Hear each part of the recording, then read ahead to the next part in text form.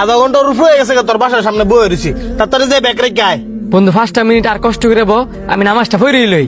আরে বাবারে, নামাজ হয়ে গেছিস গা, তাড়াতাড়ি ব্যাগটা রেখে আয়। এক ওয়াক্ত নামাজ না পড়লে কিচ্ছুই তো না। এটা আবার তুই কেমন ধরনের কথা কস যে 1 ওয়াক্ত নামাজ না পড়লে কিছু হইতো না? আর আল্লাহ তো চাইলে 2 ওয়াক্ত নামাজও দিতে পারতো। 5 ওয়াক্ত নামাজ যেহেতু দিছে নিশ্চয়ই এনে কোনো কারণ আছে।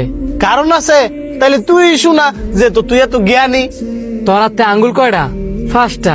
এই 5টা আঙ্গুলেতে যদি 3টা আঙ্গুল না থাকতো, তুই কি 2টা আঙ্গুল দিয়া এই 5টা আঙ্গুলের কাজগুলো করতে পারতি? আরে এটা আবার তুই কেমন ধরনের কথা কস? 5 আঙ্গুল দিয়ে তো আমি কোনো জিনিস ধরতে গেলে খুব শক্ত করে ধরতাম, কিন্তু 2 আঙ্গুল দিয়ে তো এই শক্তিটা পাইতাম না। ঠিক তেমনি 5 ওয়াক্ত নামাজ ইমানকে শক্ত করে ধরে রাখে। 5 ওয়াক্ত নামাজ আমাদের জন্য অনেক উপকারী।